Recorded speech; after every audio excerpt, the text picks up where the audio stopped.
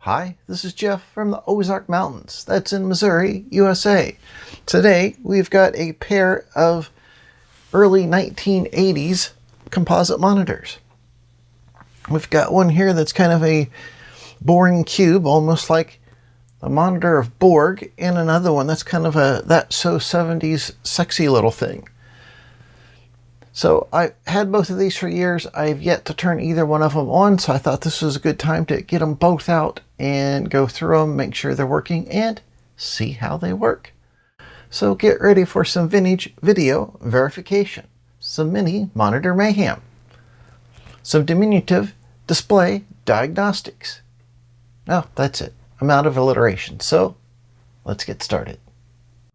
Thanks to PCBWay for sponsoring this episode. They offer an excellent quick-turn PCB prototyping service, which now has a free upgrade to the 150-160 temperature range. And this is PCBWay's 9th anniversary, and they're having lots of promotions, coupons, sales, etc. So go on over to PCBWay and check them out.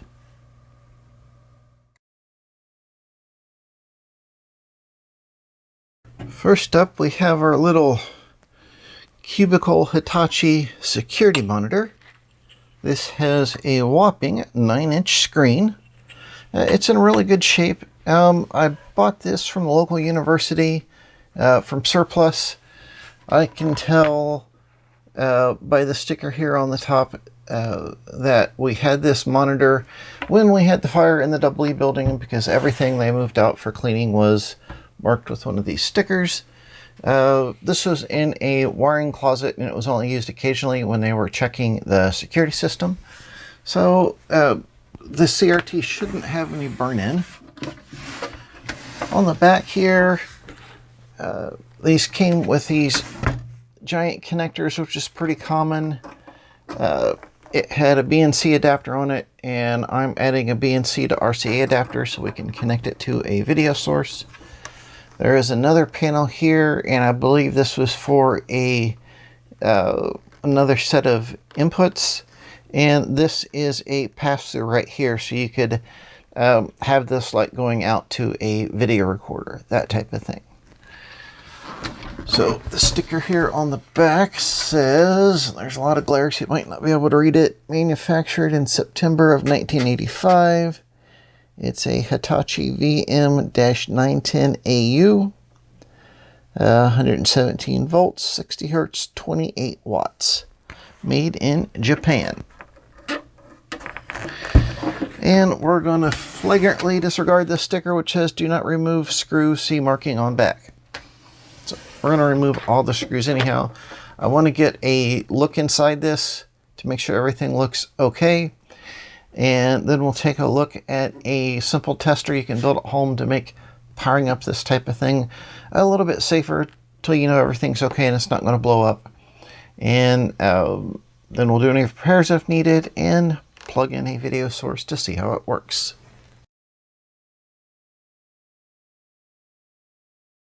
Okay, in order for you to see what's going on, I had to set you a little to the side and use the wide angle lens, but we will make do. I think the first thing we'll do is pop this back cover off, and I'll get a container for the screws.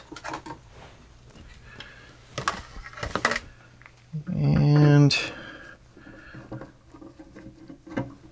these two bottom screws are self-tapping with a star washer, and the tops have flat washers. Probably doesn't make much difference at the end of the day, but try to put everything back where it went originally. And here is the inside. It's a little dark. From a cursory glance, everything looks okay. It is spick and span inside. Nothing looks like it's been hot. None of the capacitors look like they're leaking. It looks fresh and minty. I'm going to go ahead and pull off the outer cover here so we can have a better look, and then we'll take a peek inside. Okay, this is as far apart as I'm going to take this thing. The CRT is actually attached to this top cover, but tilting it up like this, I can see there is a fuse just here behind the transformer. There's another one on the board. If you had to take this thing completely apart to work on the circuit board, you would need to unplug the wiring to the neck board, pull off the anode cap, and desolder these two wires right here, which is probably the horizontal output transistor. And we slide that back down and look at the front.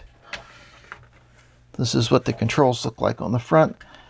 Nothing really special there, but if you had a scratchy control, you can just take off these two screws and this front bezel will come off, and then you can get in to squirt the controls without a whole lot of hassle. So I will put the screws back in on the sides to kind of hold the main case together.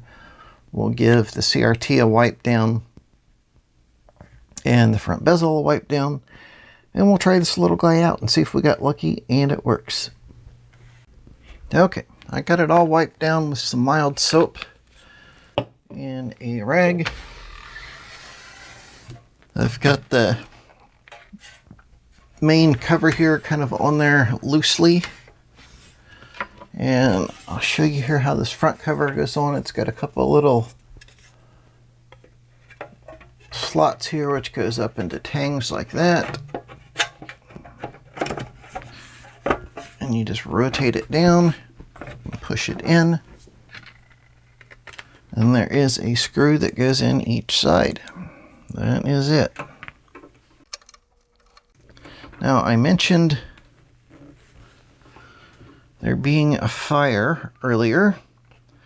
The fire was in an air conditioning unit on the roof. This particular monitor was located on a far end of the building, on the other end of the building, in the basement, in a closet, wiring type closet. So there's no water damage, not much smoke got to it. This certainly doesn't smell like smoke, etc. So no worries there. I went ahead and I left the label on top because that is part of the unit's history. Make for an interesting conversation starter. There's another little smudge right there. And the worst thing on the cover here, there's a little white paint or something up here where it had been kind of scraped against. There we go. Okay, I'm just putting those in there loosely. Okay, now let me get set up with a computer with a composite output, and we'll just feed the limited signal in here. Since it's a black and white monitor, I imagine it's just actually black and white, not amber or green or anything, and we'll see how this guy works.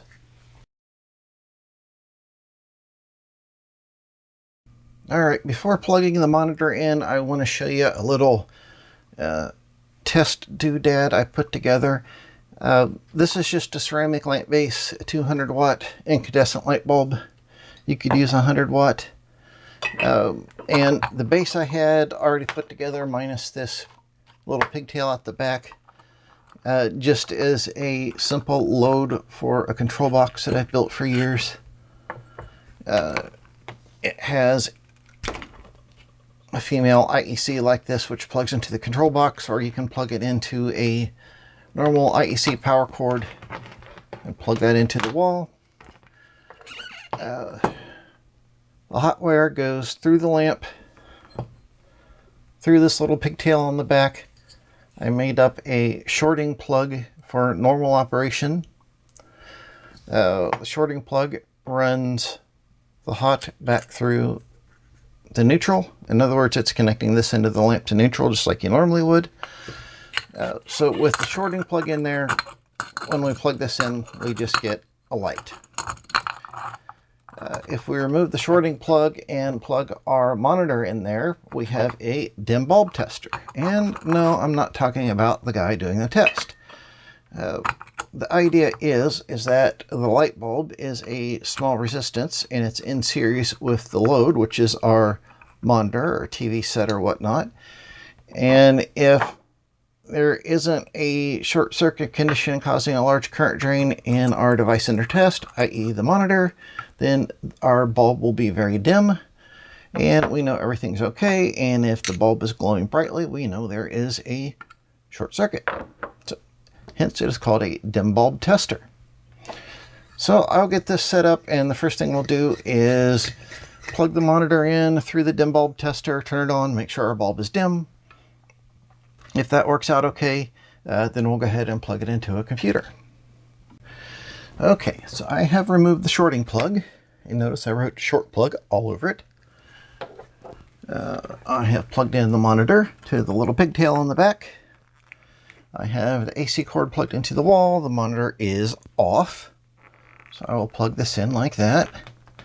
And now when I flip this switch, this bulb should be dim, hopefully. And I heard some high voltage from the CRT. And,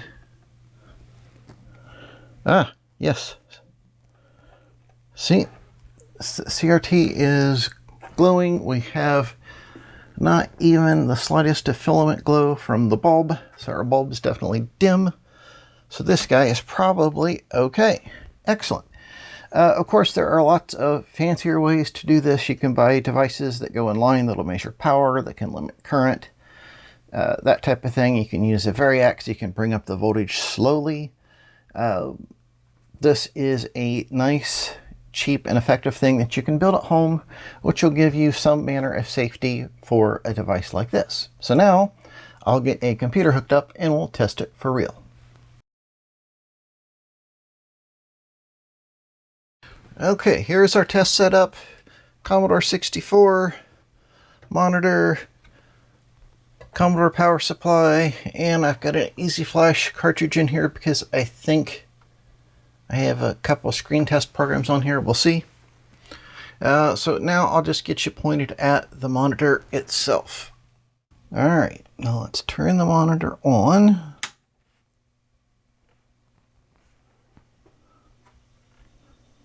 It's interesting, there's no power light from the front, but it looks like there might have been a spot for one. Okay. Well, it doesn't, yeah, we're getting some banding there. The frame rates aren't matching up between the camera and monitor. I don't see that in person. I'll flip on the C64. And check it out. Wow, that looks really good. It's not quite centered.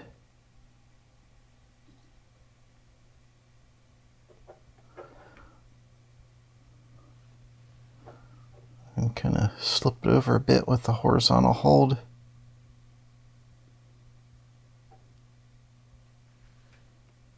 And oh yeah, our contrast pot is a little scratchy there. See if we can just run it back and forth and clean that up. No, we'll need to squirt that guy. And the brightness is okay though. Horizontal hold's a little scratchy. Okay. So definitely need to clean those pots. We can just pull the front bezel off to do that. And I think that's not what I wanted to do.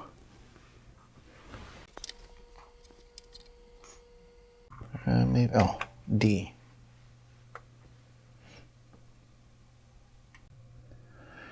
Yeah, video. Okay.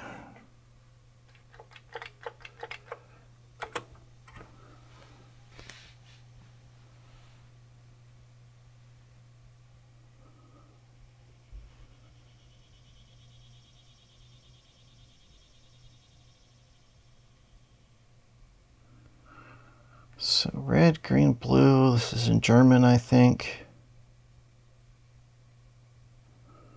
What's 5 give us? Oh, that's kind of flashing and very uncomfortable.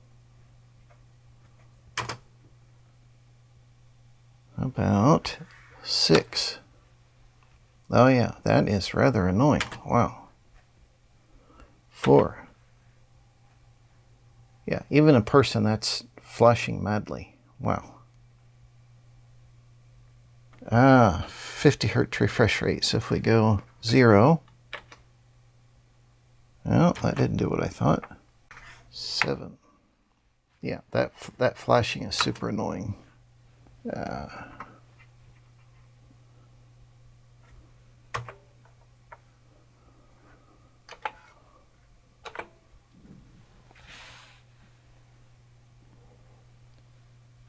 Yeah, in a person, this looks like it's flashing a little too. These are probably color bars down here. Yeah. Okay, we'll try the third one, and then we'll go on to cleaning the pots. D for diagnostics.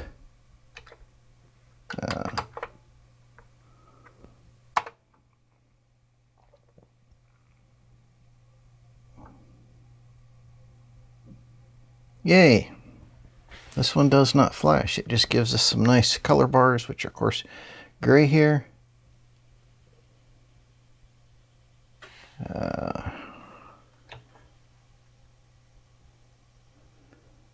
Well, I'd have to say it's slightly blurry. I don't know if we can... Oh, I think if we can adjust the contrast, we can probably improve that. Oh yeah. Yep. That's much better there. We just need to be able to adjust the contrast properly. Oh yeah, that's a lot better. Okay. So I guess the next step is we'll take this front panel back off and clean the pots. I've got the monitor setting up on its left side so I can get into the bottom of these pots. There's not really any other good room to try to squirt some magic juice in there. This is some Deoxit D5. Finally got a can without the stupid spray top. This spray top actually works. It doesn't leak. And I have put a big rag on here to keep me from squirting this stuff all over the screen, etc.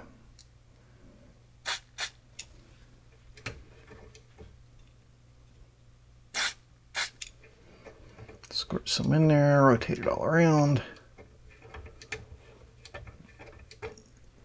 Do that on all the pots.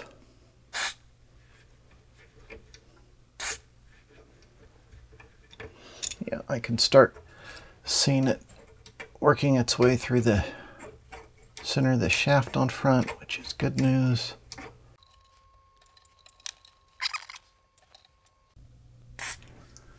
Now, in actuality, on these old sets, it's probably not a bad idea just to go ahead and squirt some contact cleaner in there when you take it apart. This gives us a chance to see what the symptoms were, though. Okay. Set everything about the median point. And we'll flip it back down on the bottom. I'm going to go ahead and leave the faceplate off so we can see if we got the job done. And we'll try it again. Okay. I should mention that while I was squirting the contact cleaner in there, I did have the set unplugged. And, okay, monitor on. A few seconds to warm up. Oh, I did get a little fingerprint smudge on the screen.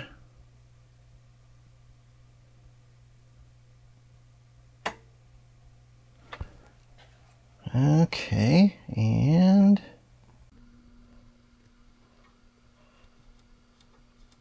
oh yeah, that's not jumpy anymore. Brightness, oh yeah, see? Something like that. You're still getting the raster bar here on the camera, but It looks great in person. Oh yeah, that's nice and in focus now. Maybe we can play with the contrast a little more on this screen. Okay. Yep. I see individual dots there, and we want to go down to this guy. And that looks nice. Now granted, this is a security monitor. It's not the highest resolution thing in the world, but it makes a nice 40-column display. If you look at a lot of old, period photographs, you'll see little security monitors used a lot like this on old personal computers. They could stack this on one side of an Apple II on top of the keyboard unit, and a couple disk drives on this side. Yep. Okay. No longer have the shakiness, or cleaning the pots did the trick there. Okay, I'm very happy with this. This little monitor works great. So now I'll put the front cover back on, that little panel in the back, and you've noticed we've stayed away from the inside and the high voltage. We'll talk more about the high voltage when we work on the next set. Okay, next up we've got our 70s looking monitor, which was actually made in 1982. This is a Comrex video monitor. All the controls are here on the top: brightness, contrast, and pull for on. Isn't that cool? Okay, here is the front of it. Now this is some sort of an acrylic screen. It originally had some foam that just held it on there by friction, and this foam is kind of dilapidated. I'm a little worried about that, how to get the foam out of there without messing up this kind of paint that's in here. Maybe it's better just to apply something over that.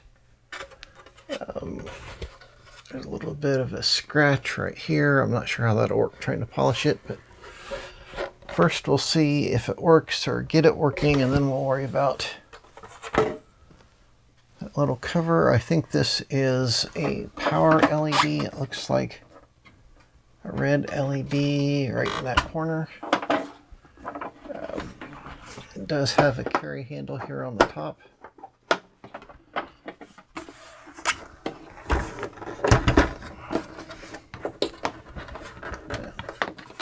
On the side, this looks like a speaker grill. There's a couple screws and a cap. I don't know what was there originally. This is obviously has been started out as a TV chassis.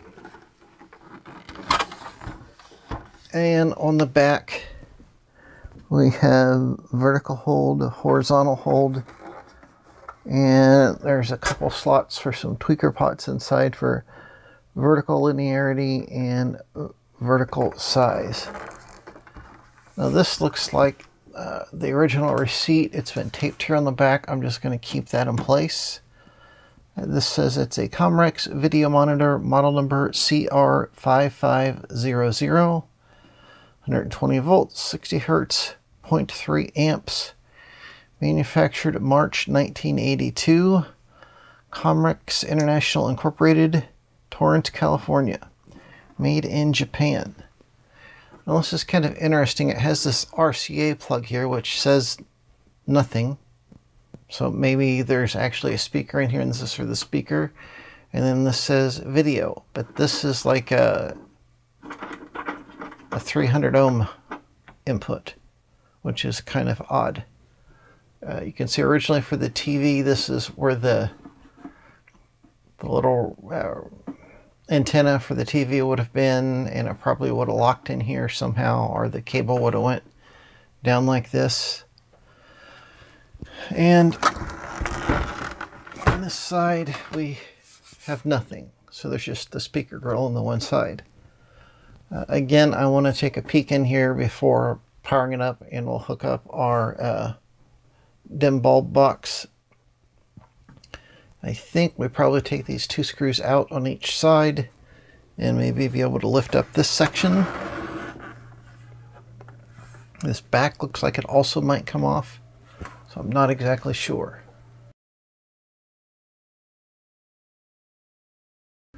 Okay, I think first we'll try to take this top loose.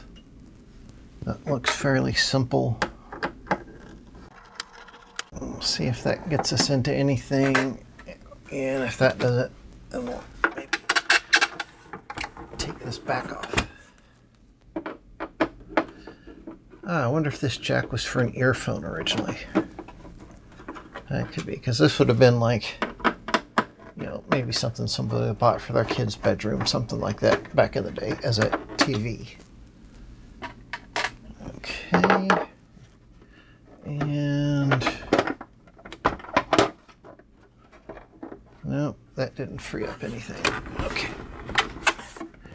This fixed cord is catching on everything.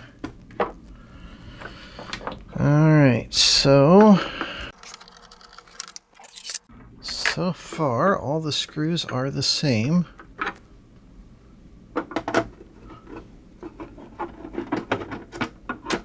Which is convenient. There is no screw in that hole. There was one there. Okay, I don't think there's anything under our receipt there. Doesn't feel like a hole under there. Okay.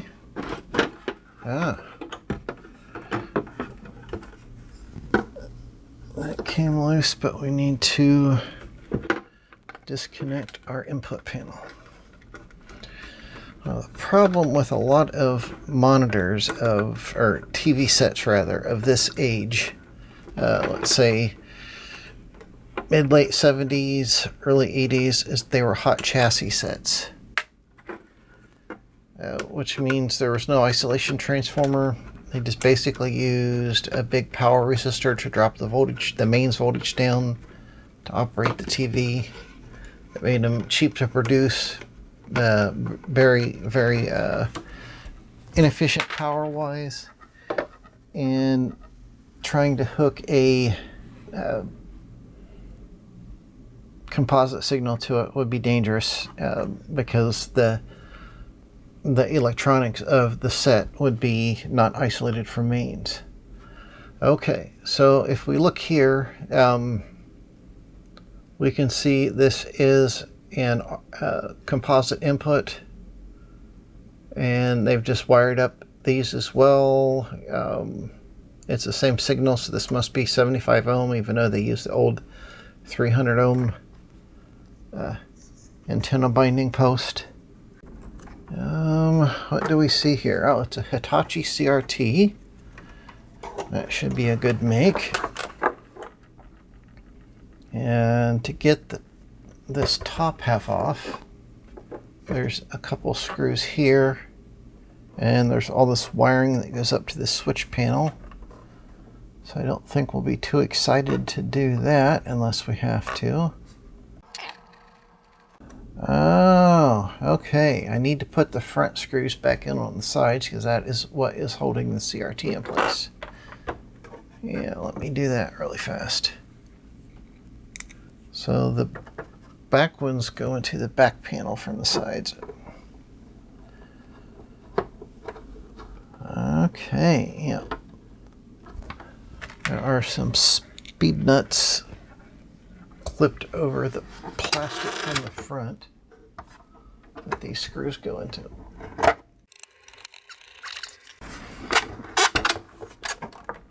Okay, again, visual inspection. There's very little dust inside. Capacitors look okay. Even if I go like that, there's very little dust in there. Now, I bought this from the original owner, so I know he used this, although I don't know how much. Oh, I see. I was trying to figure out what this plate was. This is just a blanking plate where the speaker would have been. Oh, it's also awfully squeaky on my anti-static mat. Okay. And we see this does have an isolation transformer. There is a circuit board on the side with a fuse, a big power transistor. There's a big power transistor over here. So this might be a power supply, horizontal output, I would guess. Okay. So this looks pretty good inside. Makes me comfortable trying to start it up. Yeah, very little dust in there. I'm not even going to take it out to the garage and blow it with the air gun. Now this is interesting here. There are a couple neon bulbs connected to the neck. That I have not seen before. That's curious. I've got 1, 2, 3, 4 little magnets on here that control the, or at least three big ones and 2 little ones, it looks like, that adjust the distortion on the CRT. Okay, so this one I am going to go ahead and just drip some contact cleaner on the adjustments. These aren't very robust potentiometers.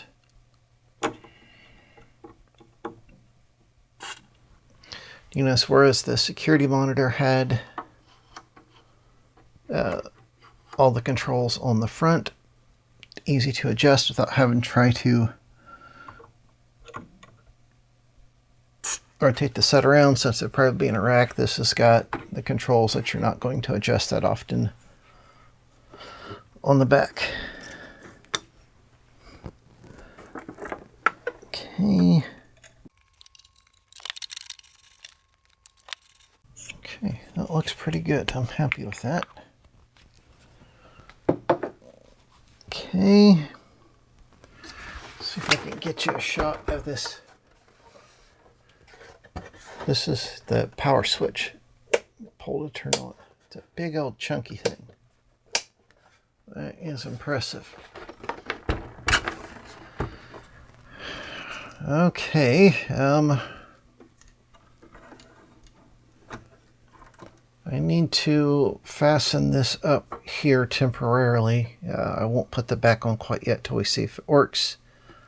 We'll do the dim bulb test like we did before, and if it seems to work, we'll hook up the computer and see how it's going. Okay, our same test setup. Got the dim bulb tester in between the mains outlet and our set. And I'm going to turn the brightness and contrast about midway. And we'll pull the power switch. Got a red power LED, that's a good sign. Our bulb is not glowing, so we're not shorted out probably. And turn the brightness up and we do have a raster. That is looking good. I don't see any burn-in on here. So we'll get the computer hooked up now and see if this works. Okay, same setup as before. The Commodore 64 hooked up to the monitor.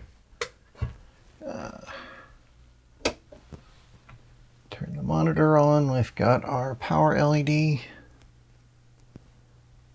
Give it a few seconds to warm up.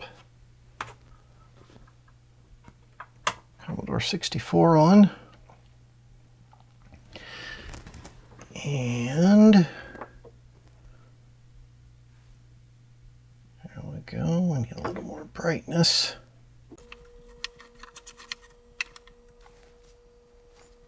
It's not as sharp and crisp as the smaller monitor was. We've got some centering error. Now let's see if we can adjust that. Horizontal, vertical.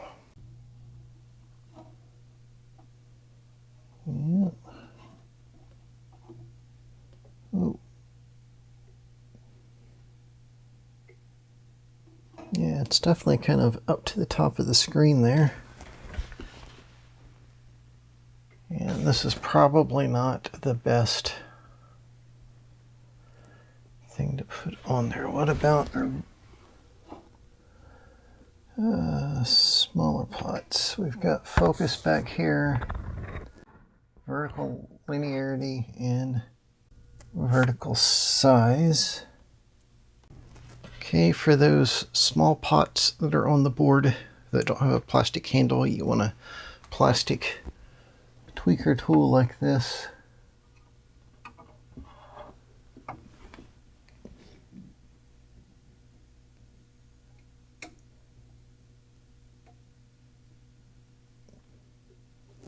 Okay, that was vertical linearity.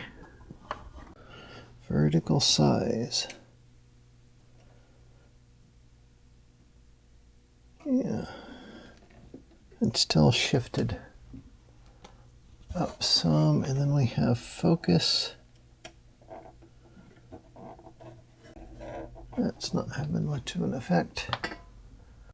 There's another pot on the board which has something to do with the horizontal. It's probably about the best right there. I don't think this is the greatest color combination.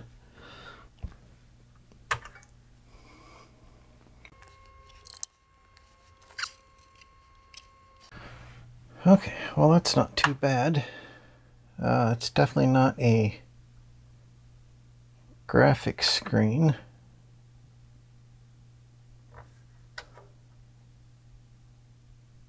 I can change the colors on there.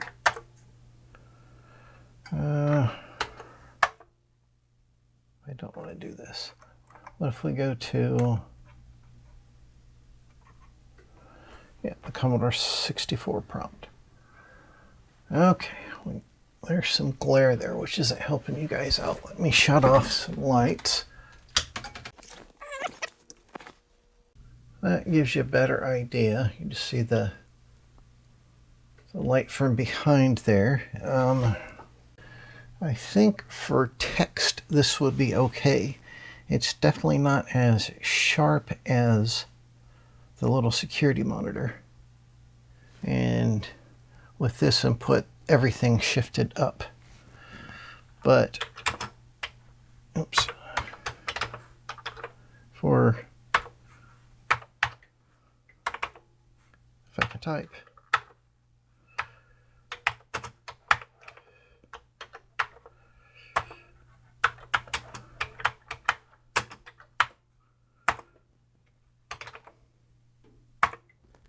Kind of light from behind.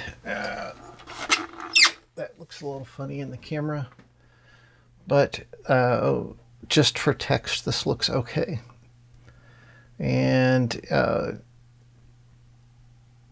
yeah, if I were going to do this, use this for text, I would not have this color combination that Commodore used.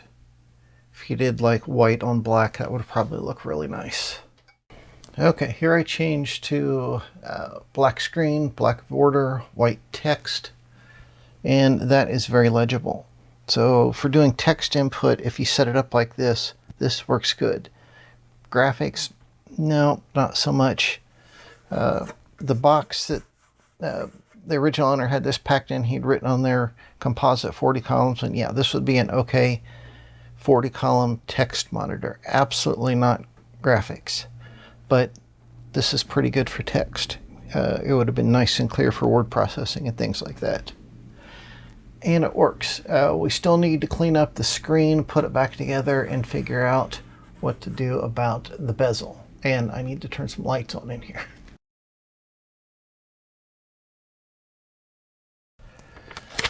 Okay, what I'm doing to get rid of the crumbly bits of foam is taking some packing tape putting down over the foam like this. Just seat it on there really good. Peel it up. And now you get all that crumbly stuff off on the tape.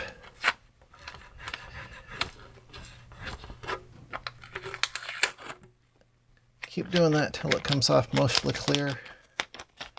And that's basically just leaving the tape backing, which is stuck pretty well.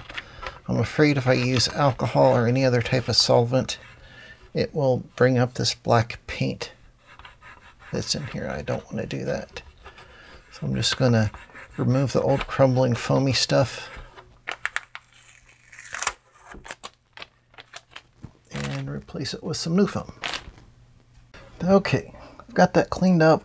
I've got our new foam on there. I took some Brilliant Eyes on a clean rag, cleaned the screen, get all the dust off of it, clean the inside and outside of the plastic. No matter what you do, there's probably going to be a few pieces of dust left in there, but at least we can try to minimize that. And this foam is only sticky on one side. It's just held on here by compression. So hopefully this isn't too thick to go back on.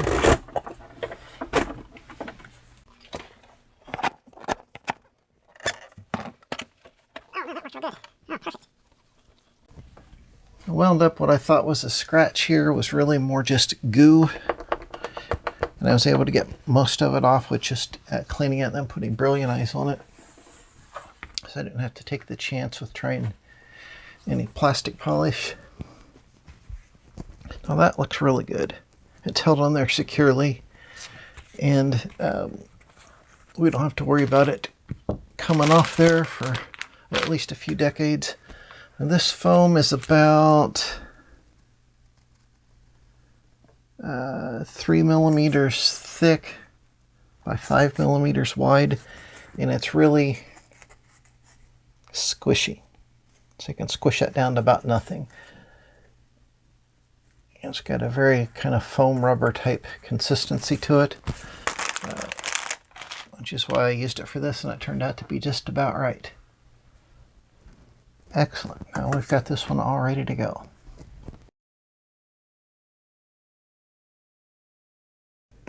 Well, there we go. A couple of nice little monochrome monitors that we didn't have to do a lot to. Basically just clean the pots, replace some sealing foam around here, and everything was fine. I made up some stickers like I normally do so I can stick to the back panel of these things to remind me what I did and when. And then I'll have to decide what system these should be hooked up to kind of on a permanent basis. I thought about modifying my Tumix Sinclair 1000, the American version of the ZX81, for composite output, but it's like new, so I really don't want to modify it. But I thought that would be neat hooked up to here. It really surprised me how much nicer this security monitor is than this monitor. But this would have been built on a TV chassis, so the CRT, wouldn't have been the best. It would have been kind of a low-cost type of thing, whereas this is really a sharp image. It's rather nice. For text, this would have done a fine job, and it looked great with a totally black background and white text, which is green on this. I did want to take a moment here and talk about the high voltage that are inside of CRT monitors. There is a lot of misinformation out there on the internet, and people act like that, if you breathe wrong when you have the cover off one of these, that it's going to electrocute you. That's not the case.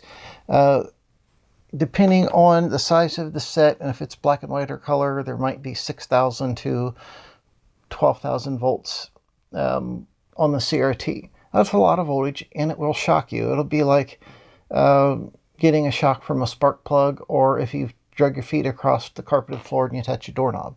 It's that type of shock. It's not enough to stop your heart, anything like that. There's just not that much energy there. And I will put a link to an article down below where somebody took the time to actually calculate the amount of energy in there to prove that the shock is not that dangerous. The dangerous part of getting shocked is your reaction to it. falling backwards, jumping, knocking your hand into something and cutting your hand, something like that. Now, if you have a heart condition, a pacemaker, or something like that, you know that you've got some special consideration, so maybe this is something you want to work on. The primary thing is to not be scared of working on something like this. Be cautious. If you don't know what you're doing, don't do it. Take the time to learn. Now, I've been working on CRTs since I was a very little kid with my dad, and if they were that dangerous, he wouldn't let me do it, and my mom sure wouldn't have let me do it. The most dangerous part about these and anything that you plug into the mains is that mains connection. Not only is that a high enough voltage to give you a pretty good shock, there's a lot of current behind that. If you get that across your chest, arm to arm, that can really hurt you, even kill you. So be cautious of the main supply. That's why a lot of times people use an isolation transformer when working on this. I don't have one, so I have to be extra careful. Anytime you see me working on something with high voltage like this in it, I'll only be reaching one hand inside there at a time. The other hand is in my pocket, something like that. The work getting shocked where it goes through one arm and like down through your feet, that's not as bad as directly across your chest because you've got two hands in there. So keep that in mind. Don't be scared of it. Just be respectful of it and learn what you're doing. If you don't know what you're doing, have somebody teach you. That type of thing. Okay? Anyhow, what do you think I ought to use these CRTs for? They're both nifty. This is nice because it's so cool and small and it looks so good. And this is such a funky shape to the case. So anyhow, let me know what you think. Any questions or comments, just put them in that comment section down there below. Thanks to everyone who helps support the Hey Birt channel through Patreon and other means. And until next time, bye.